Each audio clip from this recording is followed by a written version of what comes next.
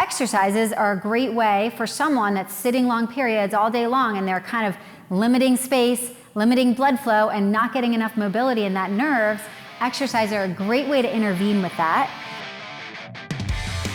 Welcome to the Dr. J.J. Thomas Podcast. Hey everybody, welcome to the Dr. J.J. Thomas Podcast. I'm J.J. Thomas. Glad to have you here today. Those of you that have been with me a while, you know that sometimes we'll give information on better evaluation strategies, assessment, reassessment. Sometimes we'll talk about different tools and techniques. But one of my favorite loves is exercise prescription. And so today's episode is to help clinicians who have that patient with that neural tension that's just chronic, not highly irritable, not strong radicular, not highly inflamed, but just that old chronic kind of neural tension symptom that, you know, they're the patient that it's the mom that gets the symptoms after driving their kids around to all the practices all the time. It's the dad that gets the symptom after sitting a long time driving in the car on his way to work, you know, after an hour. Maybe it's the desk worker that gets it when they've been sitting too long. A lot of times it's that sitting long periods is the driver, but it's this like vague, achy kind of referred pain, radicular pain. But again, you've done a slump test on them and it's positive, but it's not highly irritable. They likely don't have numbness. They hopefully don't have weakness in that myotomal pattern. So it's that very safe patient that, you know, all the nerves need space, blood flow, and mobility, right? And so exercises are a great way for someone that's sitting long periods all day long and they're kind of limiting space, limiting blood flow, and not getting enough mobility in that nerves. Exercises are a great way to intervene with that. But if you're anything like me, I get a little bored with the slump test, with this, not the slump test, with the slump exercise, right? It has its place and I use it a lot. But if we really want to give patients space, mobility, and blood flow, the best thing we can give them is a little versatility in the exercises that we're using to mobilize the sciatic nerve or the lower extremity nerves. So today I'm going to give you over a handful of exercises that you can add to your toolbox or repertoire for your patients that have that chronic lingering neural tension. Let's go. So we're going to start in basically a lower regression and work our way up to higher levels. The first one is going to be more of it's going to start with like a very static type exercise. This one, what you'll have them do, it looks like the start of that old, like we used to call this like the Cosmopolitan or the Hollywood or whatever. So it kind of looks like that. You'll have them sitting on the ground. They'll put one knee over the other, so like this, right? And then I'm going to go here now. And then you can start them by pushing up and having them rotate away. You're going to get a little bit of neural tension there, just like that, right? Always add breath if you can. So here, like that. You can have them do the twist just like this. You can have add that internal rotation of the femur to add a little bit more neural tension on the sciatic nerve path. The other thing you can do is have them floss in that position. So here, chest up, floss, then maybe rotate. Unfloss, back. Chest up, floss, then maybe rotate, then come back. And then the last progression in this position would be if they're able to grab here and then straighten the leg and then rotate. So that's another, so you could even go external rotation, internal rotation, floss. External rotation, internal rotation, floss. We're talking of the leg here. So that's option number one. That's basically, it's loaded, but it's loaded in a seated position. And again, remember, this is a chronic, not highly inflamed, not highly irritable patient who really needs mobility and space and blood flow to that along that nerve path. Whereas somebody who has a highly irritated nerve root or nerve anywhere along the path is not going to be able to tolerate probably even this. And they're someone that you would do the traditional flossing or glides with. The next one is going to be advancement of that in the sense that it's loaded. So from a standing position, now this was seated loaded, the other one, right? This is standing loaded. So what we can do is take them into, we use airplanes, I think, we call them airplanes. Essentially, you're gonna be bent over like this, and you can keep the back foot on the ground, and slight bend here, but a hip hinge, so that they're getting that glute access a little bit. And then from here, just twist, and then twist the other way. So we're getting back mobility, we're getting thoracic and lumbar mobility, and when we get to this top range here, we're getting neural tension, right? Like that. Now we can progress that right away to like we call this is like a warrior one position in yoga, right? We can progress that now from the standing airplane position to like a twisted warrior, like that. And then we can even, from there, we can straighten the leg. This mat's a little hard to balance, hold on. I'll start that over. So we can progress them to this loaded like warrior one position and twist them here so we're getting that lateral access of the hip, and then they can straighten the leg from here. So now in straightening the leg, we're creating more neural tension again in a loaded position. So just helping you think out of the box a little bit about ways we can access that nerve and give it mobility, space, and blood flow. Another one of my favorites, which is a loaded challenge, this one is, it's called Sexy Bear. So those of you that follow me on Instagram or even on YouTube or any of these other podcast channels, you know that we love our primal locomotions, our GMB fitness. Most of them originated from GMB fitness methods that I learned from. This is Sexy Bear. I don't show it all the time, but it's a great one for accessing that sciatic nerve neural tension. And so I'm going to talk you through it. So we start in the basic bear, right here. And then basic bear would be like this, right? This is great for neural tension as well. But if we want to get it even more, we can now bring the leg across, and then bring the other leg across, and then bring the other leg across, and bring the other leg across. So now we're getting, if you essentially look at my pattern here, I'm in that neural tension position. But I'm doing it in a way that's dynamic, it's loaded, it's variable, it's activating my core at the same time. It's incredible because we're not just mobilizing the nerve, we're mobilizing the nerve in a way that our brain and our body can access. It's functional for it, it's dynamic, and it just feels good. So I'll show that one more time because it is a favorite. So you start in that basic bear position, and then instead of just walking opposite arm and leg, when you go, you're gonna bring this one across, and then bring the other one across, and then bring the other one across, and then across, like that. And if you don't make the sound, you're not doing it right. No, I'm just kidding. You may not make the sound if you're on a hardwood. So that's that one.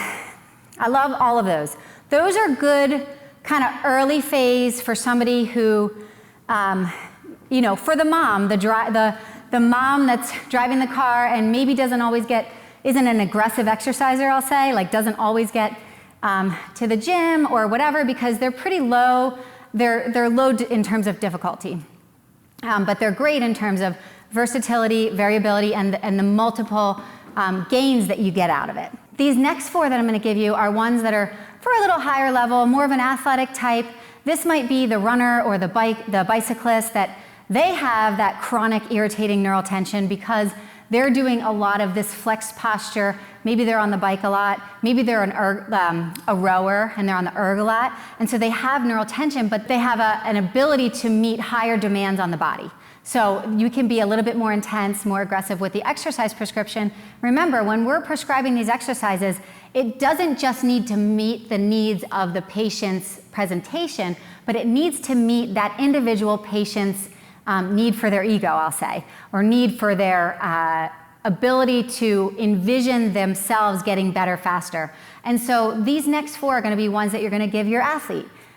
So let's talk about them. So the first one in this next sequence of four exercises is from a yoga position. And in the position, essentially, you're going to stand with your legs in a slightly wider than normal stride length. The back leg is gonna be out like 30 to 40 degrees angled externally. The front leg will be straight. And then what you're gonna do is slight bend in the front knee. You're gonna aim to have your hand of your front leg, your opposite hand of your front leg down on the floor, or if you can't reach the floor, or if your patient can't reach the floor, then you can grab a block or a step, and then you're gonna drive down through that hand and then twist up, like that. And if you look at this from the side, what you'll see, I can show you without the block, what you'll see is that I'm now putting my hip in that neural tension position again. So I'm getting that nice loaded neural tension position. And remember, we need space, blood flow, and mobility. So you can always choose to mobilize in any of these positions. Like if I'm gonna go here, I can mobilize by bending and straightening the knee, or I can mobilize by twisting the spine, like that. So a loaded progression of essentially the slump position in a standing forward bend. That's one of my favorites. Another great progression is if you, from there, you do this again. This is for the athlete. You can do a single leg stance variation. Again, let's say I want to mobilize the right side. Single leg stance, bring the leg up to like essentially 90 degrees, hold your balance on one side, pull this leg into slight adduction. Maybe you'll get some internal rotation. And then from there, you can try to twist away to the opposite wall. The added piece to that is that once you get there, if you want to floss the leg in that position, you can. So you're here, grab the leg, pull it across.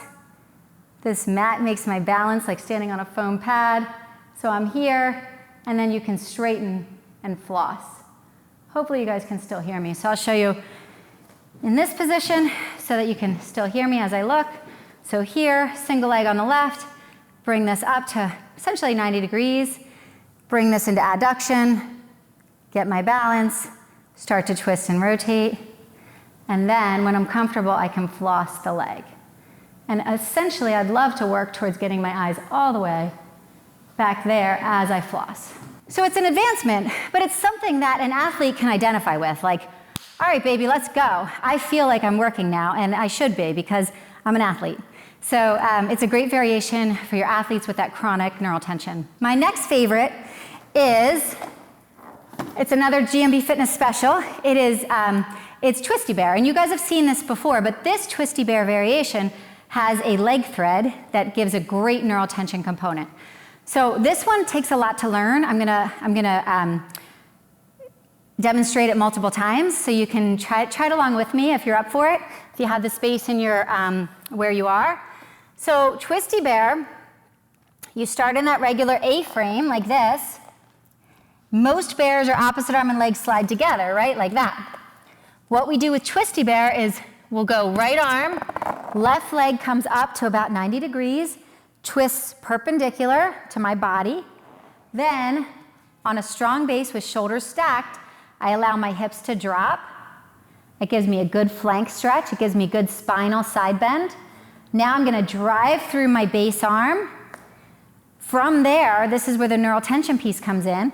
I'm gonna touch my knee to my elbow, straighten the leg, and then, this is the neural tension piece. I could just do this in neural tension, but if I really want, I can push and slide that leg up before I progress to the next pattern, which is here now. I come down, I push up, knee comes to elbow, straighten the leg, I can lift it if I want. Then I'm gonna push through my base arm and my base leg, and I'm gonna drag that into neural tension, essentially, before I progress to the next level. Here, touch, straighten, here's the neural tension piece, boom. It is so good because not only am I dynamically mobilizing that nerve, I am stabilizing in single arm, I'm stabilizing scapulars, I'm stabilizing core, I'm stabilizing my hip, I'm mobilizing all of those things at the same time too. I mean, this exercise is one of the reasons I fell in love with the GMB Fitness animal locomotion patterns, is that you get so many things at once. How many of you had like, you know, you have a patient and you're like, okay, I need you to do this hip stretch, and I need you to do this shoulder stretch, and I need you to do this abdominal exercise, and I need you to do this nerve glide, and that's 4 exercises. Nope, I'm like, I want you to do this one exercise, you're gonna get all those things. I usually tell them, set a timer for a minute, so you're not thinking about repetitions. I just want you to think about the form. And they work on the form and they work on the patterns, and it's beautiful. So let's go through it again, just so you can kind of see it again and maybe process it differently the second time around. So we're gonna start in that A-frame right here. I'm gonna slide left arm, right leg comes up perpendicular. I'm gonna drop the hip, I get that nice oblique and flank stretch. I'm gonna drive down through the base arm. From there, I'm gonna touch my top elbow to my bottom knee, straighten the leg, and then this is where it gets tricky. You have to make room to slide that leg through straight. So the way I'm gonna do that is drive strong through the base arm and leg, kick it up, progress forward. Excuse me while my back is to you. Up, knee to elbow, straighten, push and drive as it slides and reaches. And then same thing on the other side. Here, here, there. And that's it. I'll do one more.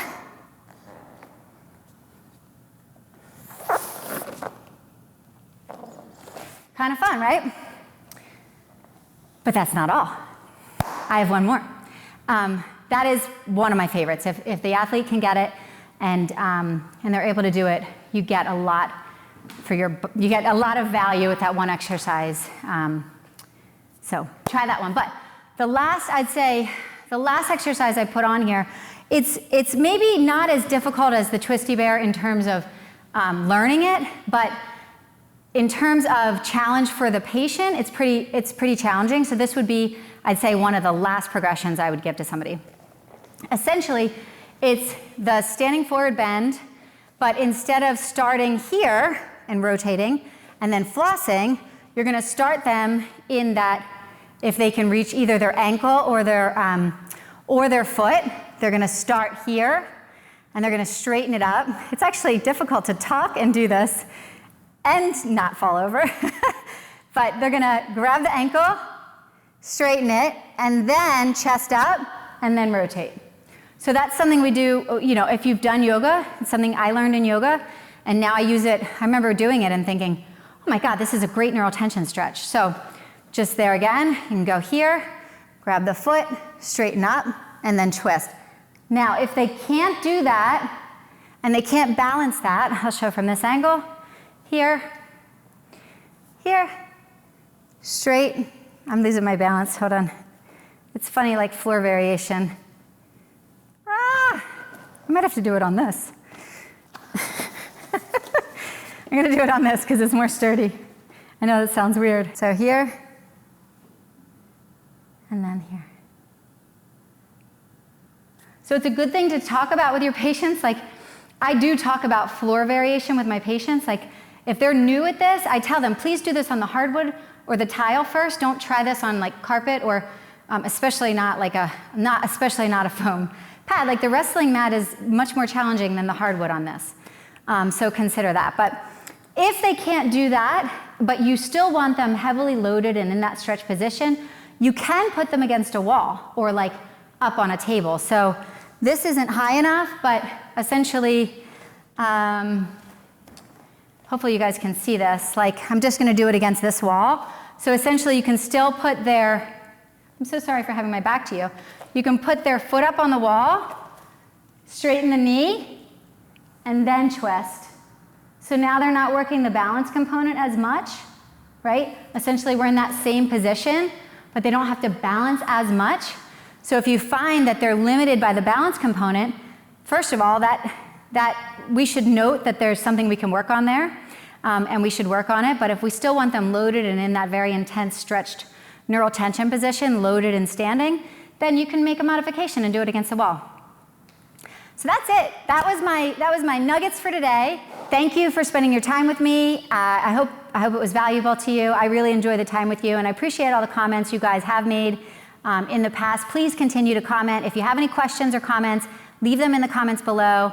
And I look forward to hearing from you more. Make sure you subscribe so you don't miss anything, and we can continue to develop this work together.